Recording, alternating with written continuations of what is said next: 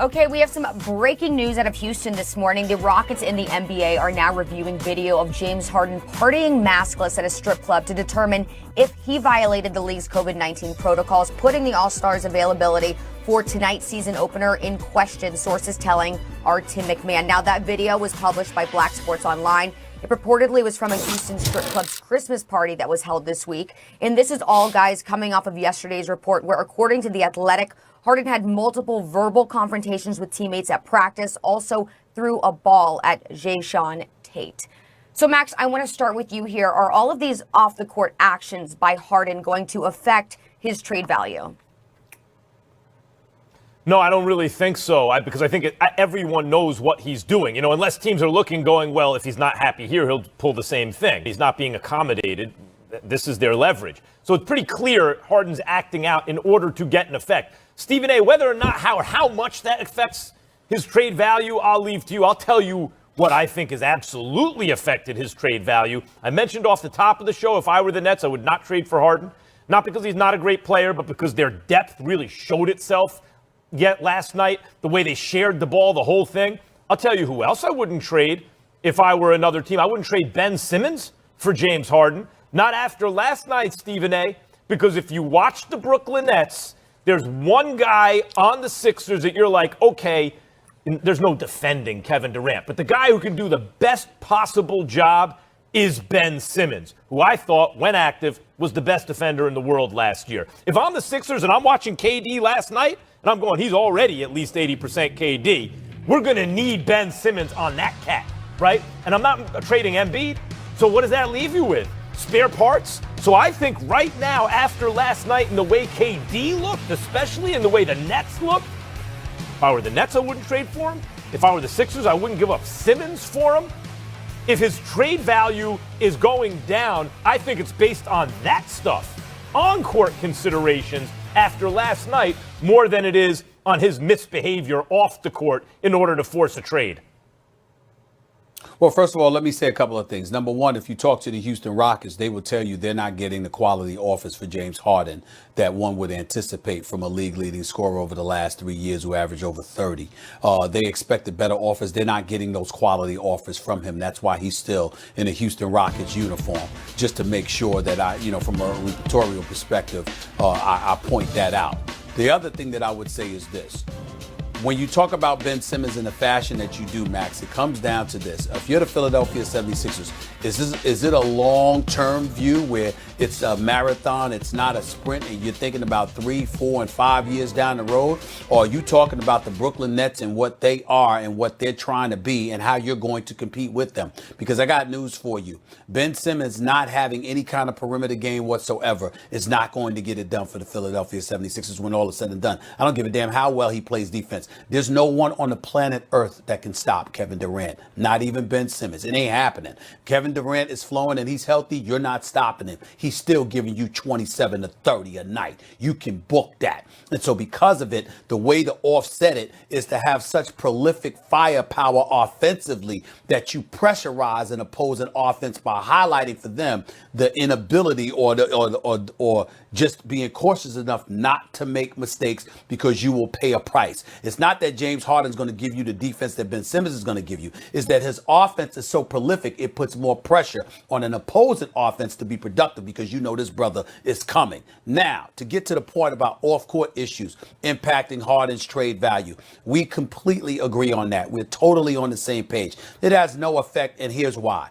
Everyone knows what James Harden is doing. James Harden is a professional. Yeah, the lateness. Yeah, being, preferential treatment. We get all of that. But this brother plays hurt. He doesn't miss games. He doesn't engage in load management. He shows up and balls every single night. In that regard, he is a high-level professional. For him to act this way, it is clearly and flagrantly on purpose. He is doing this to bring attention to everyone and their mother. He does not want to be a Houston Rocket any longer. He wants out. And I don't want to call him the modern day T.O. or whatever, when T.O. was trying to get out of his contract in Philadelphia, because that's what those push-ups were about in his driveway when Andy Reid sent him home and all of that other stuff. T.O. wanted a new contract. He wanted out of Philadelphia because Philadelphia made it clear they were not going to give it to him. And as a result, he was advised by Drew Rosenhaus essentially to act up to some degree to force his way out of Philadelphia. In this case, that's what James Harden is doing. He's trying to force his way out of Houston. He does not want to be a Houston Rocket. He wants out by any means necessary, and he is creating a headache because he knows that's the only way with 2 years left on his contract that he could possibly get his way. He's not that guy. He's not stupid by any stretch of the imagination. He's doing it on purpose because he wants out. Other teams know that. And if he fills their needs without them having to mortgage the farm to get him, they're not going to hold this against him one bit because they know what he's doing. This is why I kept saying the Sixers thinking, the Rockets thinking we're not getting good offers for Harden, not equal value. Let's wait until we get better offers. The longer they wait, the worse it's going to be, not the better. You know, I talked about this because they know he's a distressed asset. And by the way, an unhappy superstar, well, you have him under contract for 2 years. What is he going to do? You don't want it. The NBA, the fact of the matter is the players have very little leverage against the owners in negotiations. You know, they're negotiating against billionaires with a de facto monopoly in their sport. But the owners have very little leverage with players. If a superstar player wants out, there's not a lot the owner can do. There's not a lot the team can do.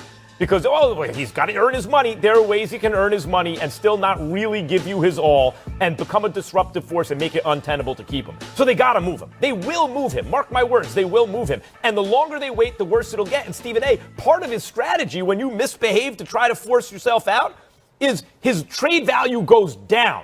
And it's not that the Rockets are going to think, well, now we can't get a good enough deal for him, so we're not going to deal him. Wrong. What's going to happen is they're just going to eventually take the best deal, which is going to be much worse than it would have been had they dealt him sooner. In other words, he knows the more his trade value goes down, the easier it is for other teams to get him because they don't have to give up as much. Well, let me say this to you, Max. Max, how First soon of all, do you we see this trade respectfully happening? disagree. Hold on, Charlie.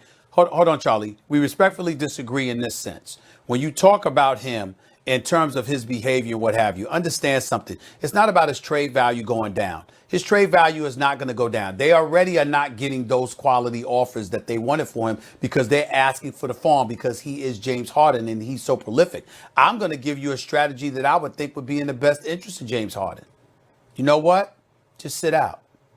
Sit out and sacrifice some pay if you have to get the hell out, because then that it's not frowned upon as much as if you were being a distraction. He might have to reach a point where, in a sense, he's almost doing this because, again, he was in that bubble. He knows the protocols. He knows the rules. Max, he knows that ultimately a video is going to come out that's going to hinder his ability to show up and play because they're going to say you don't need to be around other teams. You could have been exposed, et cetera, et cetera. The bottom line is he didn't care enough. So in the end, he might be better off just saying, I want out. There's no reason for me to be back here. See what trades you can work out rather than being around the team and causing a disruption. And if he's not willing to do that, Tillman Fertitta and Raphael Stone, the new GM, may need to say, yo, man, go home. They might need to do that because he clearly does not want to be there. So how soon is this trade going to happen? Stephen A., you can answer that one since you just spoke.